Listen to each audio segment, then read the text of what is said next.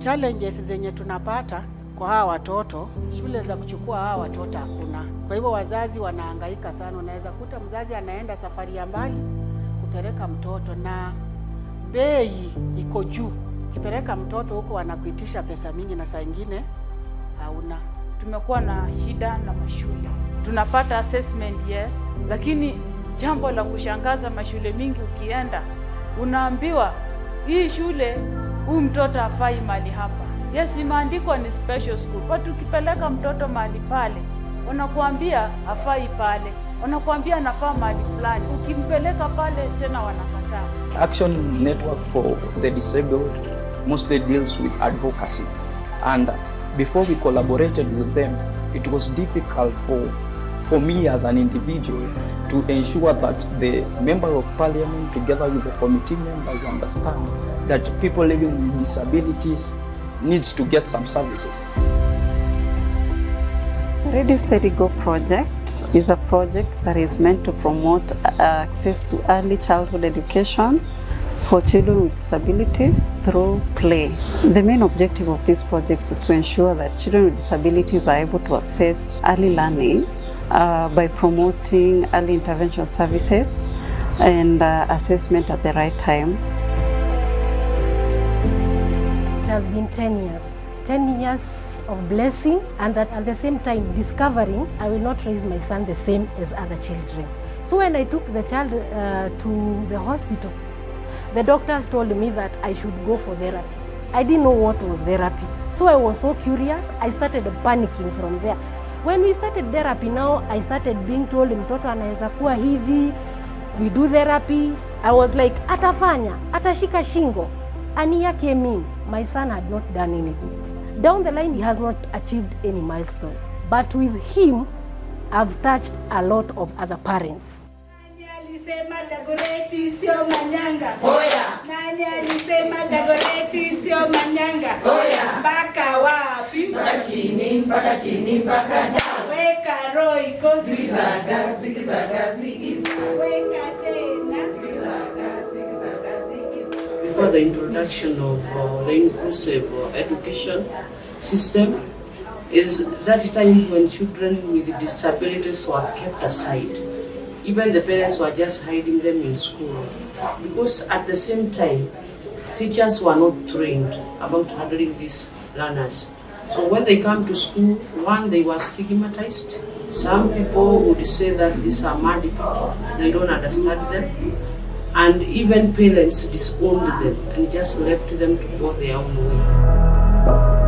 The biggest win for this program of an Action Network is the inclusivity it has provided. Number two, it has taught us on how to go to the particular child. It's not a general outlook. It's that particular child that it tries to reach. I'm Agnes Njeru from Dagoretti Muslim Primary School. Today we are here to thank ADI Foundation for we have been involved in the inclusive education, and as in our school we have found that we've achieved quite a milestone, because a number of the children have been able to raise their self-esteem. Those living with certain conditions are able to be appreciated by other children. The parents also from the community have come to embrace this program. For many of them who are living in denial, but after the program came in and they've been exposed and they've been included in the program, we've seen that they have become positive, they love their children and they love themselves. Thank you.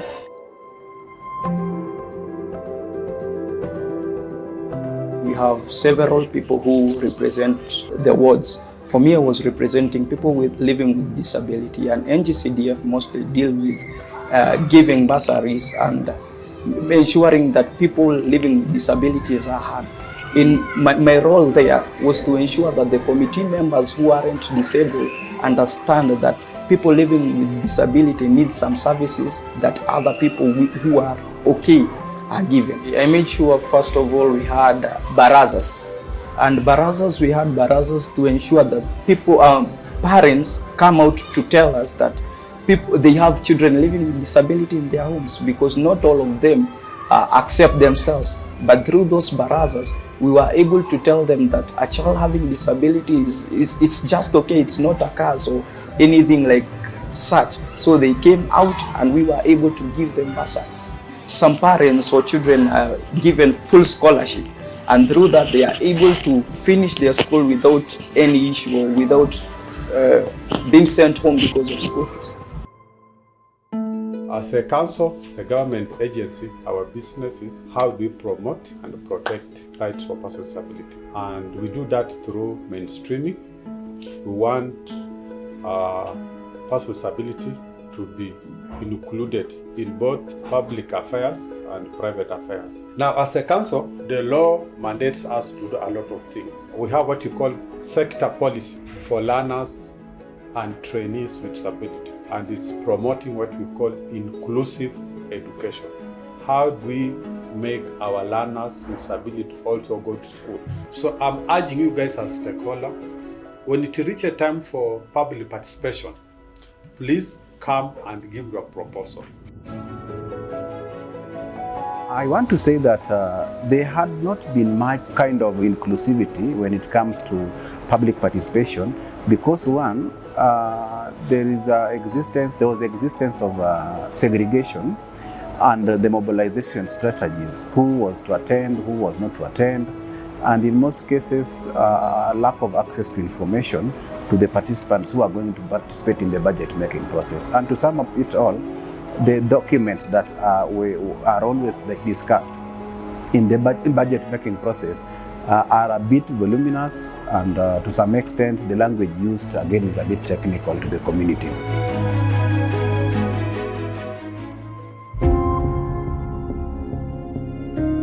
Through the RSG project, we've been able to engage more than 300 parents through parent support groups in different activities, through trainings, entrepreneurship trainings, leadership and management, as well as supporting them with grants to support their businesses. Hauwezi weza peke yako unless uingie kwa group.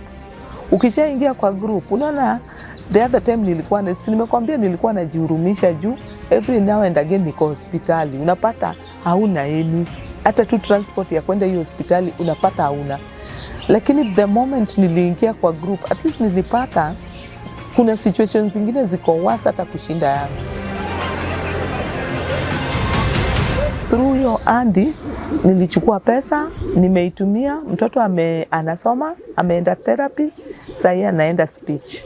Of which unaona niko na hope mtoto ataongea na atabaki kama amejielewa, atajielewa, atajua vile atajibeba kivyake kimaisha. Hii ni nguruwe ya group ile inaitwa Gekazi, ambayo walikaa chini wakaonelea ni vizuri wakuwe na project, na hii ni project ambayo ile imewapeleka mbali sana. Wamama waliinuka wakati tulianza kuuza watoto nguruwe, tukaanza kuangalia pesa ya table banking. Unakuta saa hii kama member akitaka 20,000 anaipata kwa sababu tayari pesa iko, na sasa akipata anaenda anaweka biashara. Unakuta huyu aliweka soko, mwingine aliweka serious, mwingine anauza getheri kwao. Kwa hivyo sasa wakati tunakutana tukisema ni kurudisha ile pesa, hatusubuani. Unakuta wamama wengi ambao wako na watoto wa disability hawana wazee, na hiyo ndio kuwa nasema wazee waache kutoroka kwa nyumba. Hii watoto ni watoto wa Mungu, na kila mtoto analetwa na Mungu duniani, either akiwa hivyo akona manufaa yake katika hii dunia. Naambia wazee hata saa hii narudia, muache kuachilia watoto wenu kwa sababu wako na disability.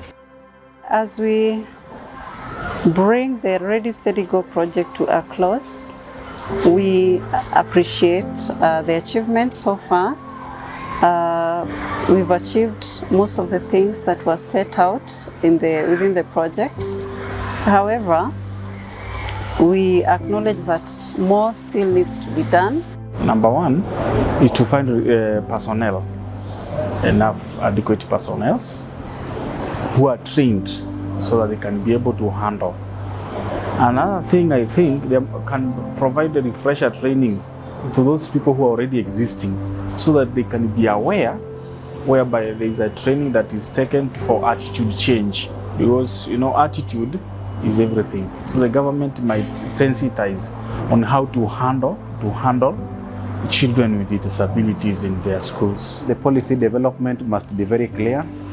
What are the guidelines in terms of accessibility, in terms of affordability, in terms of acceptability also, because even if it is accessible, affordable, but there is no acceptability, definitely the persons with disability will still feel disenfranchised in the process. There's need to engage healthcare facilities to be conversant with what disability entails, so that they're able to support children with disabilities at the earliest age. The moment the caregivers, the healthcare providers understands disabilities, different types of disabilities, then they're able to identify a child with disabilities at the earliest stage, and this child is able to access the support that they need at that time.